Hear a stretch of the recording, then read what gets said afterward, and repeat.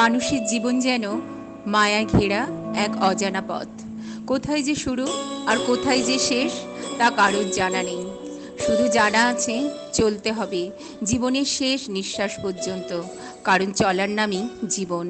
এই পথ এক ভয়ঙ্কর সুন্দর প্রহেলিকা। এই সুন্দর পৃথিবীতে তাই আসা আর যাওয়ার খেলা চলছে, চলবে, এর কোনো ব্যতিক্রম নেই।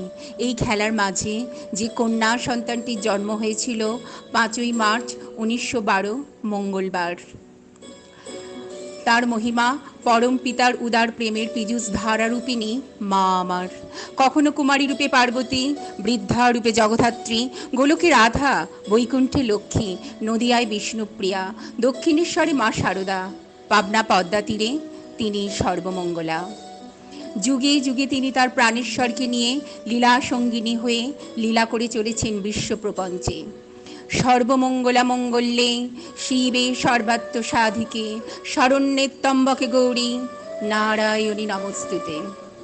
ছোটমার জীবন অবলম্বনে আজকের নাটক উৎসর্গ।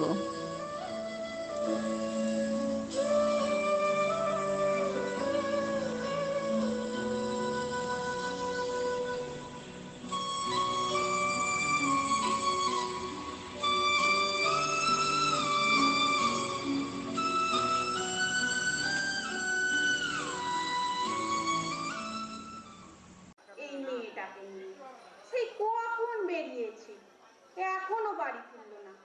জ্বালিয়ে পুড়িয়ে শেষ করে দিল আমাকে। কি যে করি না এই হাড় জ্বালানো মেয়েটাকে নিয়ে।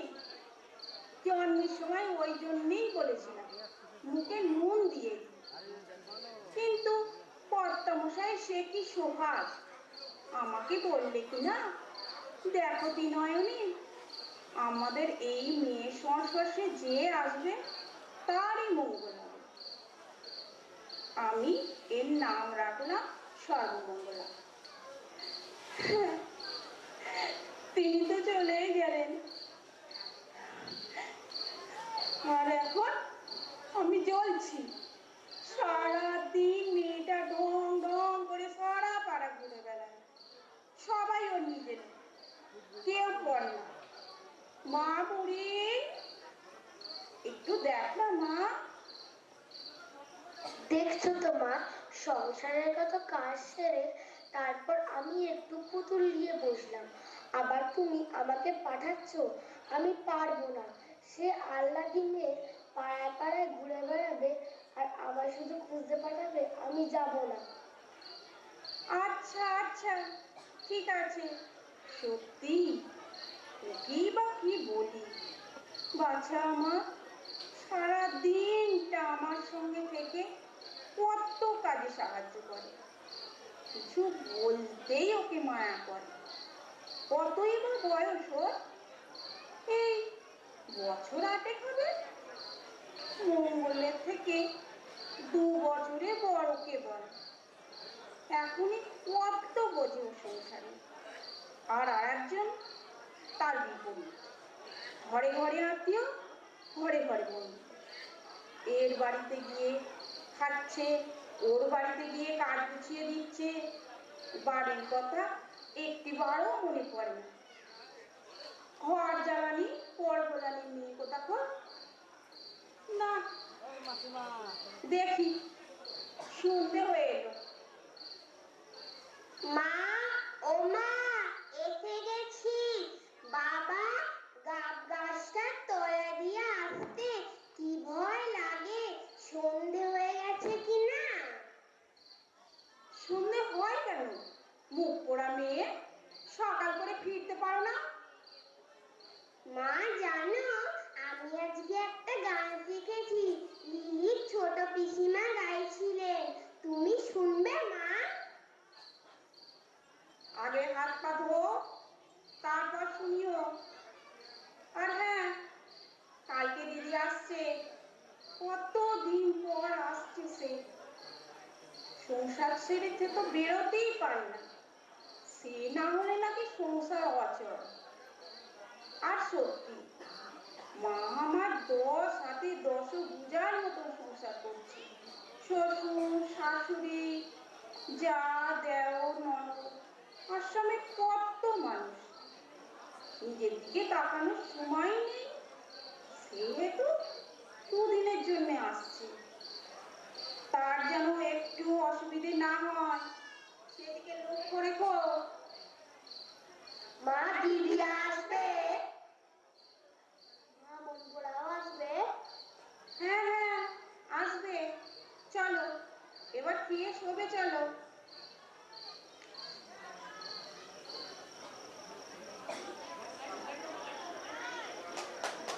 কোথায় গো সব? এসে গেছিস? কখন থেকে হান টান করছি। থাক থাক থাক। কই গো আমার দাদু ভাইরা? কত বড় হয়ে গেছে, কেমন আছো? ভালো আছি, আপনি কেমন আছেন? ভালো আছি দাদু ভাইরা, আমার সোনার চাঁদেরা। কি রে, দূরে দাঁড়িয়ে কি করছিস? আয় দিদির কাছে আয়। আয়, লজ্জা কিসে? মঙ্গল, বুড়ি, ভাই, তোদের জন্যই তো ছুটে ছুটে আসা। চলো দিদি, ভিতরে চলো।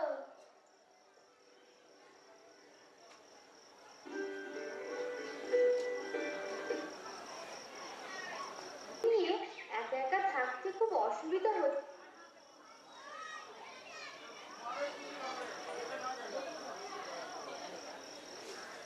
না মা? না রে মা, আমার ঠিক চলে যায়। তবে অসুবিধে কি জানিস না? ওই মঙ্গলকে নিয়ে। মেয়েটা যেন কিরকম অন্যমনস্ক, সারাদিন ঢং ঢং করে গোটা পাড়া ঘুরে বেড়াচ্ছে। একদম নিজের ভালো মন্দ কিচ্ছুটিও বোঝে না। বললে বলে ওর বাড়িতে গান শিখেছি, ওর বাড়িতে পড়তে শিখেছি। সময় খাওয়া, ঘুম কিচ্ছু নেই। আর পারি না বাপু ওই মেয়েকে নিয়ে। বেশ তো মা, ওর যেহেতু পড়াশোনা গান বাজনার দিকে অত ঝোঁক, ওকে বরং আমার সঙ্গে পাঠিয়ে দাও। আমাদের আশ্রমে থাকবে, পড়াশোনা গান বাজনাও শিখবে। ও মা, কি যে বলিস মা হেল্পু, এমনিতেই মারে। তোর কত দায়িত্ব সংসারে, কতগুলো মানুষের দায়িত্ব, আবার আশ্রম, এমনিতেই নিজের দিকে তাকাতে সময় পাও না, আবার একটা দায়িত্ব, কি করে চাপাই মা বলো? কিছু চাপিয়ে দিচ্ছ না মা, আমি নিজেই তো বলছি। আমার বড় খোকা, ছোট খোকা, আমার ননদ, এদের সঙ্গে ও বড় হবে, পড়াশোনা গান বাজনাও শিখবে। মা, ও মা। কি হয়েছে কি? এখানে শোনো, দিদি কি বলছে দেখো। মঙ্গল, তুমি আমার সঙ্গে যাবে, আমার কাছে থাকবে, পড়াশোনা গান বাজনাও শিখবে। পড়াশোনা, গান? হ্যাঁ, মা, তুমি বলো, যাবে দিদির সাথে? ওখানে দিদির কাছে থেকে লক্ষ্মী মেয়ের মতন পড়াশোনা শিখবে। হ্যাঁ যাবো, যাবো দিদি। তাহলে আমার সঙ্গে চলো, কেমন? ঠিক আছে মা, তাহলে আমি সবাইকে ছুটে গিয়ে বলে আসি।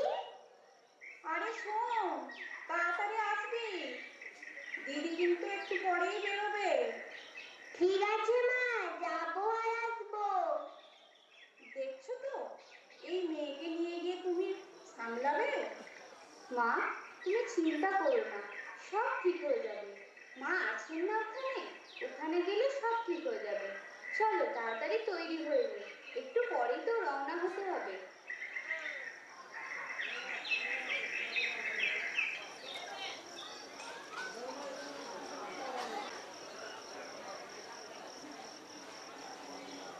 মা, তাহলে আসি মা, তোমরা সাবধানে থেকো, আর মঙ্গলকে নিয়ে চিন্তা করো না। চলো বড় খোকা, ছোট খোকা, মাসিকে নিয়ে গাড়িতে ওঠো। মা গো, আমি যাবো না মা তোমাকে ছেড়ে। কাঁদে না মঙ্গল, আমি তো আছি ওখানে, ভালো লাগবে তোমার। তুমি ওখানে গেলেও অনেক সঙ্গী পাবে। চলো না মাসি, আমরা সবাই মিলে খেলবো একসঙ্গে, খুব মজা হবে। চলো না মাসি। যাও মা মঙ্গল, তুমি ওখানে পড়াশোনা করে। যা, দিদির সাথে যা।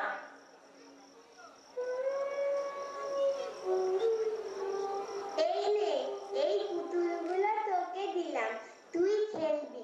আমি তো বই পড়বো, তাই পুতুলগুলো তুই নে।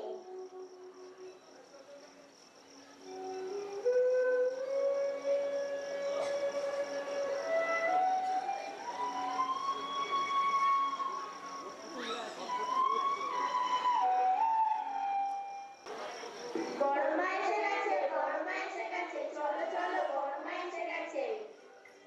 ভালো আছো সকলে? আজকে হ্যাঁ ভালো আছি, আপনি কেমন আছেন? ভালো আছি। কে? বড় বউ এলে? আজকে হ্যাঁ, আপনি ভালো আছেন? হ্যাঁ, থাক থাক। পথে আসতে কোনো অসুবিধা হয়নি তো? আগে না। আর বাড়িতে সবাই কুশল মঙ্গল?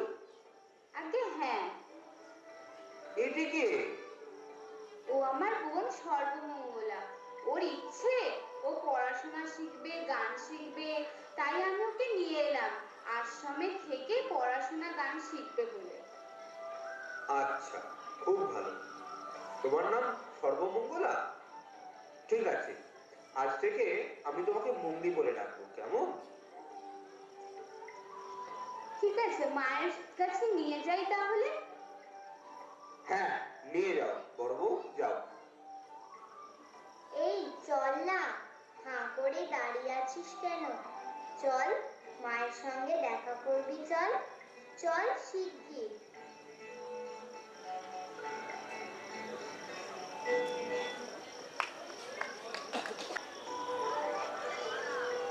মা, ও মা, দেখো কাকে এনেছি, তোমার বড় বৌমার বোন মুংলি।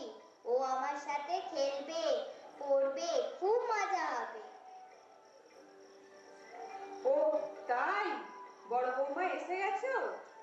আগে হ্যাঁ মা, আপনি ভালো আছেন? হ্যাঁ ভালো আছি, তুমি কেমন আছো? আগে ভালো আছি। থাক থাক। এই বোকা, প্যাল প্যাল করে চেয়ে দাঁড়িয়ে আছিস কেন? মাকে প্রণাম কর। থাক থাক বাচ্চা, অনেক হয়েছে। যাও দেখি মাস্টার মশাইকে গিয়ে খবর দাও, ওকে স্কুলে ভর্তি করতে হবে তো। মা, আমি এক্ষুনি যাচ্ছি।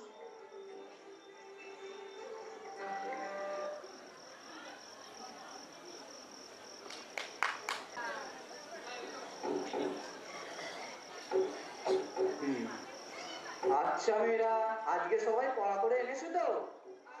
হ্যাঁ মাস্টার মশাই। তাহলে বলো তো দেখি, আটের নামটা কার কার মুখস্থ হয়েছে? তুমি বলো দেখি। আট একে আট।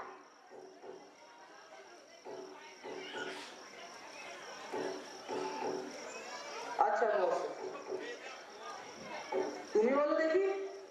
আট একে আট, আট দুয়ে 10, আট তিনে 13, আট পাঁচে 25, আট ছয় 27। আচ্ছা আচ্ছা, বসো বসো, তুমি তুমি বলো তো দেখি। আট একে আট, আট দুগুণে 16, তিন আষ্টে 24, চার আষ্টে 32, পাঁচ আষ্টে 40, ছ আষ্টে। আচ্ছা, বসো বসো। মাস্টার মশাই, আমিও বলবো। তুমি বলবে? বলো দেখি। আট একে আট, আট দুগুণে 16, আট তিনে 24, আট চারে 32, আট পাঁচে 40, আট ছয় 48, আট সাতে 56, আট আষ্টে 64, আট নং 72, আট দশে 80। বাহ, খুব ভালো, বসো। তাহলে এবার বলো তো দেখি, বর্ণ কয় প্রকার ও কি কি? তুমি বলো দেখি। বর্ণ 4 প্রকার। আরে কি কি?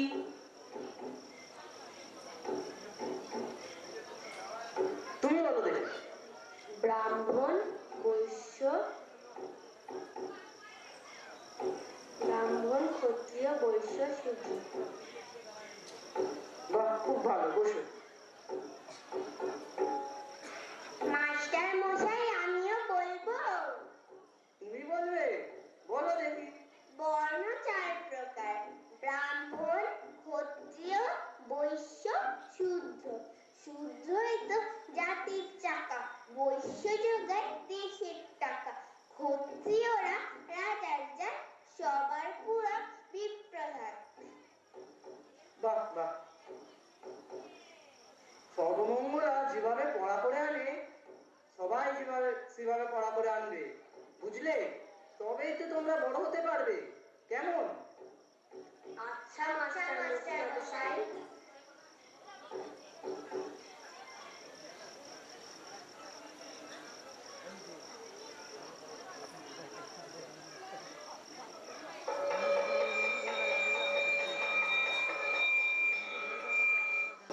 চল মৌলি, আনন্দবাজারে দেখে এসেছি আজকে ভাত ডালের সঙ্গে সঙ্গে একটা ঘ্যাঁটও হয়েছে।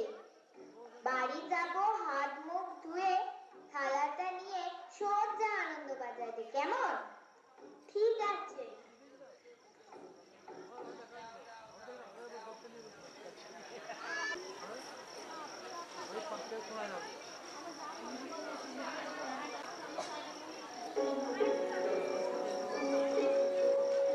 জানো তো, ওই যে সেই সেগো কয়েকদিন আগে আশ্রমে এলো, একদম কারো কথা শোনে না, শুধু ভুল ভাল বকে, মাথাটা যেন খারাপ করে দেয়। কি হয়েছে? অমনতর আলোচনা করলে ওকে আর সহ্য করতে পারবে না, আর সহ্য শক্তি না থাকলে নিয়ে চলতেও পারবে না। ওর কেবল দোষই দেখবে তোমরা, জীবন তো তোমাদেরই খারাপ হয়ে যাবে। তা বলে এ মনে করো না যে আমি ওর বাস্তব দোষটা সংশোধন করতে বারণ করছি। তা ঢের করবে, তা না হলে ওর সঙ্গে শত্রুতা করা হবে যে। তবে কারো সম্বন্ধে এমনতর ভাবে সমালোচনা করা বা মনোভাব পোষণ করা ভালো নয়। তাতে তার প্রতি মন বিরূপ হয়ে ওঠে, সহানুভূতি লোপ পায়। দোষটাকে ঘৃণা করো, কিন্তু দোষীকে ঘৃণা করলে তাকে শোধরাতে পারবে না। দোষ দিন্য যারা, তোমাদের ভালোবাসার প্রয়োজন তাদেরই সবচাইতে বেশি। কারণ সেই ভালোবাসা পেয়ে তারা তোমাদের যত ভালোবাসতে শিখবে, শ্রদ্ধা করতে শিখবে, ততই তাদের কল্যাণ। অবশ্য তোমরা যদি ইষ্টানুগ চরণে চলো তো। হ্যাঁ ঠাকুর, আমি বুঝতে পেরেছি, আর এই ভুল করবো না। ঠিক আছে, ভুল ভ্রান্তি মানুষেরই হয়, শুধরে নিয়ে চললে সোজা, তৃপ্ত হবি, তৃপ্তি পাবি, হালকা হবে বুকের বোঝা। হ্যাঁ ঠাকুর, আমি বুঝতে পেরেছি। বুকের বোঝা নামানোর জন্যই তো প্রত্যেকদিন সন্ধ্যেবেলায় ছুটে আসি। সারাদিনের পরিশ্রম করার পরে আপনার কাছে এসে বিভিন্ন আলোচনা শুনে আমার মন যেন প্রফুল্ল হয়ে ওঠে। আবার পরের দিনের জন্য অপেক্ষায় থাকি।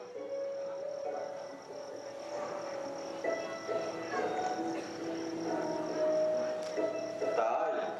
বাহ, তা বেশ, তা বেশ। ও ছোট গিন্নি, সামনে এসো না গো, দূরে কেন? এই দেখো, এটা আমার ছোট গিন্নি। আমার শ্বশুর মশাই আমাকে যৌতুক পাঠিয়েছে কিনা।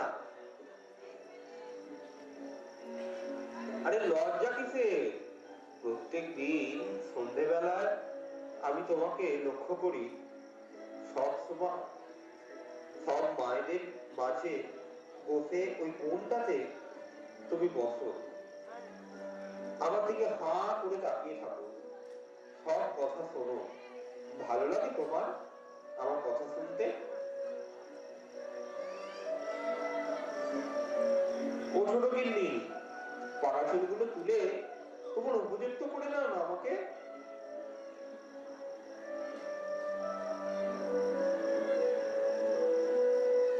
আরে মৌলি, গড়াবাহে গিয়ে মাছ খাস কেন? মাছ খাওয়া ভালো নয়, ওতে জীব হত্যা তো হয়ই, তার সঙ্গে সাধন ভজনেরও অনেক ক্ষতি হয়। মাছ খেলে মাছ ছাড়তে পারবি না তুই? আর খাবো না জামাই বাবু। বাহ, খুব ভালো, খুব ভালো, অনেক বড় হও। আরে মুগলি, তুই কি গান শিখেছিস বলছিলি? একটা গান কর তো দেখি।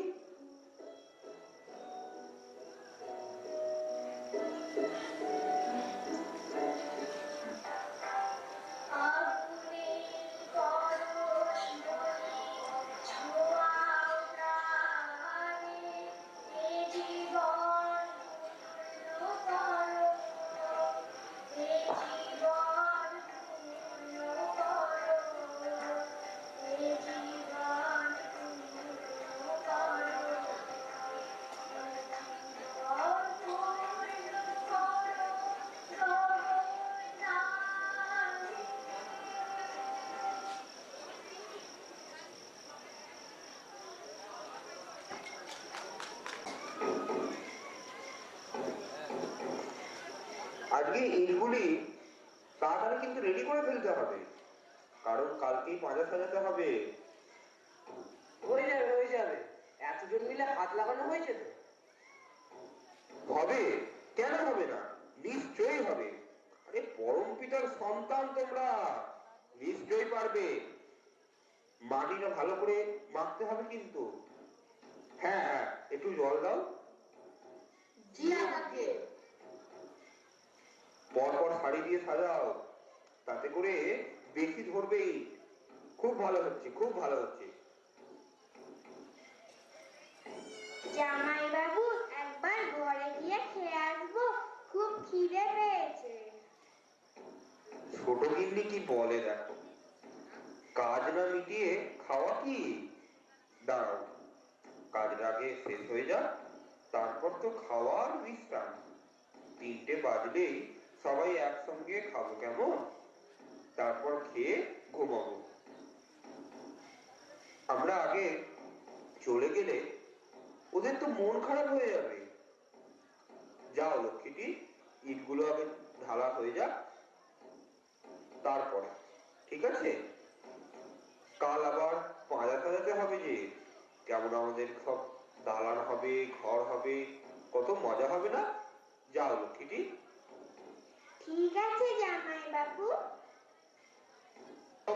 কি আনন্দ, পরমানন্দ, পুরুষোত্তম লীলা অভিনব, পতিত পাবন নর নারায়ণ, পতিত পাবন নর নারায়ণ, প্রেমময় রূপে দিব্য আবির্ভাব, প্রেমময় রূপে দিব্য আবির্ভাব।